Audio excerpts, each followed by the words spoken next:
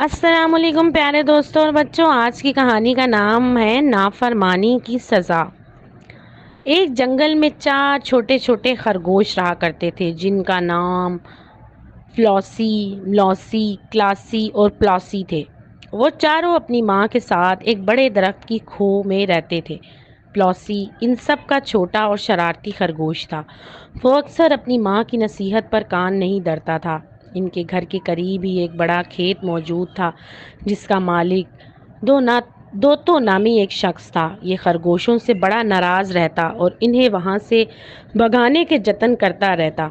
ایک شام چاروں ننھے خرگوشوں نے باہر کھیلنے کی ضد کی تو ان کی ماں نے انہیں باہر کھیلنے کی اجازت تو دے دی، مگر ساتھ ہی سختی سے تاکید کی کہ وہ سب بھول کر بھی دتو کے کھیت میں نہ جائیں ورنہ وہ انہیں پکڑ لے گا۔ سب نے وعدہ کیا کہ وہ دتو کے کھیت سے دور رہیں گے۔ ماں کی اجازت پاتے ہی فلوسی، ملوسی اور کلوتی نے اپنی اپنی ٹوکریاں لیں اور بیروں کی تلاش میں نکل کھڑے ہوئے۔ یہ تینوں بھائی بڑے شریف اور اچھے بچے تھے۔ وہ اپنی ماں کی بات بڑے دھیان سے سنتے تھے اور اس پر عمل بھی کرتے تھے۔ وہ کوئی ایسا کام نہیں کرتے تھے جس سے انہیں منع کیا گیا ہو، جبکہ پلوسی ان سے مختلف تھا۔ وہ کس قدر شرارتی اور شوخ طبیعت کا مالک تھا۔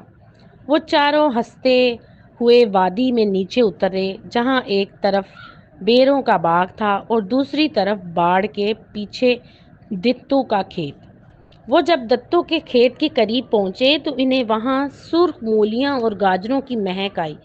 سب کے منہ میں پانی بھر آیا۔ دل تو یہ چاہتا تھا کہ کھیت میں داخل ہو کر خوب مولیاں اور گاجریں نکالے، مگر دتو کے خوف سے وہ کسمسا کر رہ گئے۔ پلوسی نے ان تینوں کا لٹکا ہوا چہرہ دیکھا تو وہ ان کے ساتھ مذاق اڑانے لگا۔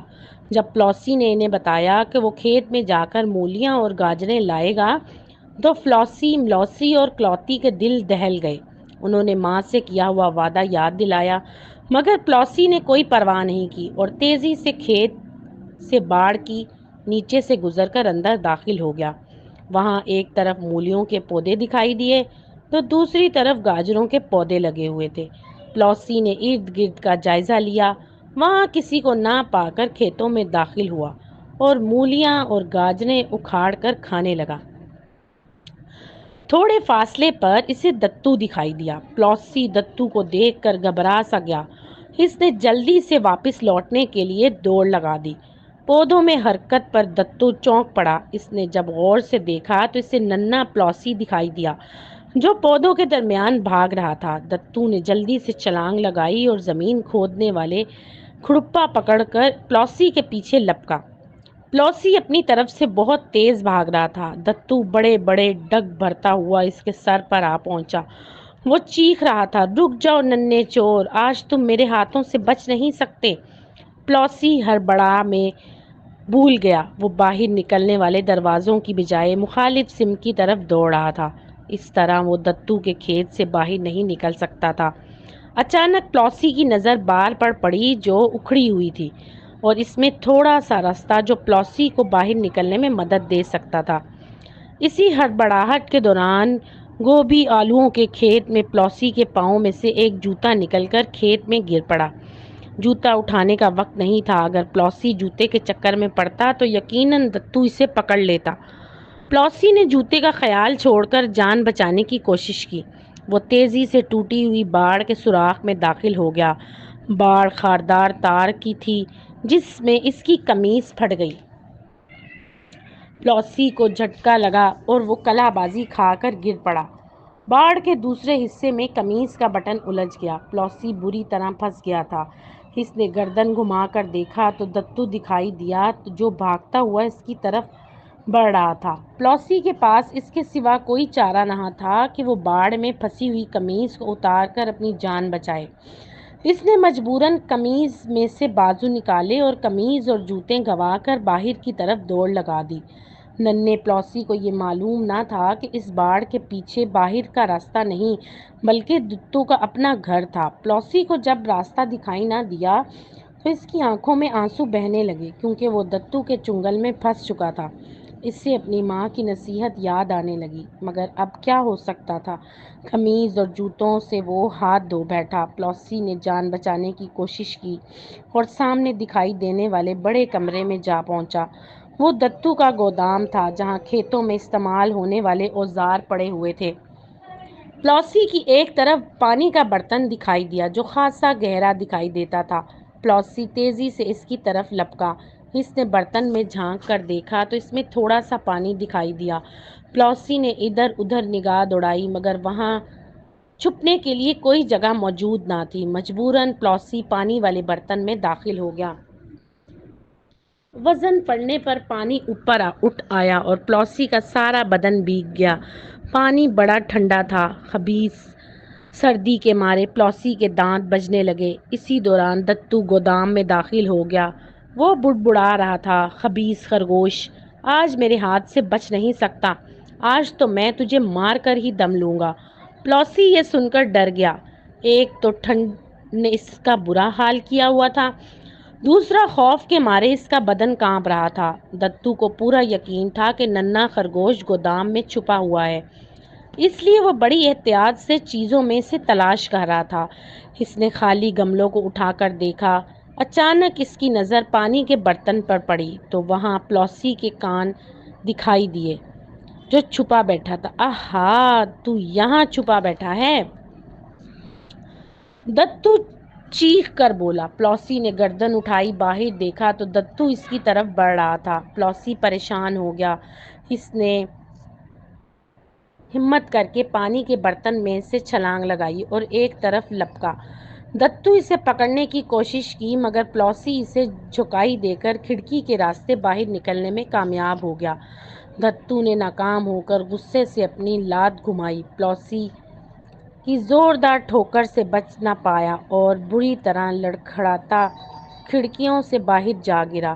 کھڑکی میں پڑے ہوئے پھولوں کے گملے بھی اس کے ساتھ گر پڑے۔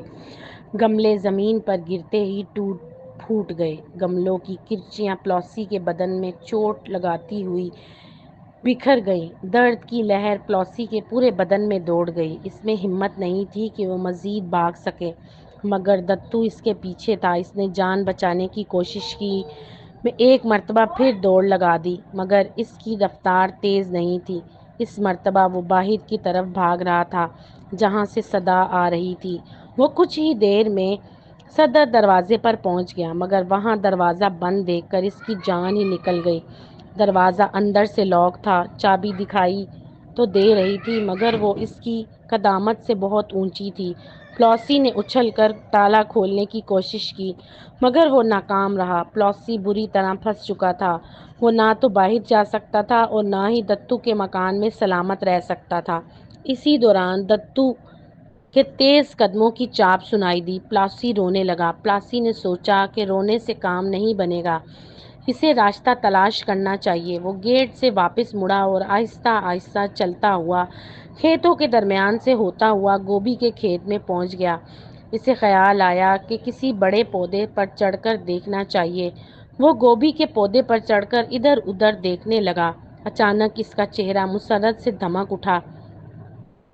قریب سے اسے باہر نکلنے کا راستہ دکھائی دیا۔ اسی راستے سے وہ دتو کے کھیت میں داخل ہوا تھا۔ ابھی وہ خوشی سے جھوم رہا تھا کہ اسے قریب سے پکڑو پکڑو کی آواز سنائی دی۔ اس نے گردن گھما کر دیکھا تو دتو اس کے سر پر پہنچ چکا تھا۔ پلوسی نے چست لگائی اور وہ دتو کے ہاتھوں سے نکل گیا۔ اگر وہ ایک لمحہ بھی دیر کرتا تو دتو اسے دبوچ لیتا۔ پلوسی تیز رفتاری سے بھاگتا ہوا باہر نکلنے والے راستے کی طرف لپکا۔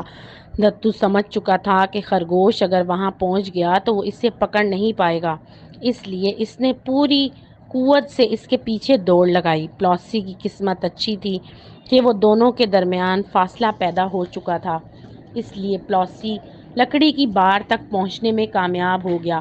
باڑ کے نیچے سے گزر کر پلوسی دوسری طرف سے باہر نکل آیا۔ اب اس سے ابھی تک دتو کی چیخنے چلانے کی آوازیں سنائی دے رہی تھیں۔ کچھ دور بیروں کے باغ میں اسے اپنے تینوں بھائی دکھائی دیے۔ وہ ان کی طرف چلا آیا۔ انہوں نے جب پلوسی کی بری حالت دیکھی تو وہ گھبرا گئے۔ وہ اسے ساتھ لے کر گھر لوٹ آئے۔ جب ان کی ماں کو معلوم ہوا کہ پلوسی دتو کے کھیت میں گیا تھا اور وہیں اس کے جوتے اور قمیض کھو گئی تو وہ بہت ناراض ہوئی۔ فلوسی کو اپنی غلطی کا احساس ہو چکا تھا۔ اس نے اپنی ماں سے معافی مانگی اور آئندہ کہنا ماننے کا وعدہ کیا۔ فلوسی کی ماں نے اسے معاف کر دیا اور پھر بھائیوں کے جمع کیے ہوئے بیروں میں سے اسے حصہ بھی ملا۔ وہ مل جل کر بیروں کا مزہ لینے لگے۔ ادھر دتو کو فلوسی کے جوتے اور قمیض مل چکی تھی۔ اس نے عبرت کے لیے ان چیزوں سے پتلا بنا کر ایک کھیت میں لگا دیا تاکہ کوئی خرگوش اس کے کھیت میں داخل ہونے کی کوشش نہ کرے۔ دیکھا بچوں، بڑوں کا کہنا نہ ماننے کا انجام، اس لیے کہتے ہیں کہ بڑوں کا کہنا ماننا چاہیے۔ تو دوستو، اگر آپ کو یہ کہانی پسند آئے تو میرے چینل کو لائک اور سبسکرائب ضرور کیجیے گا۔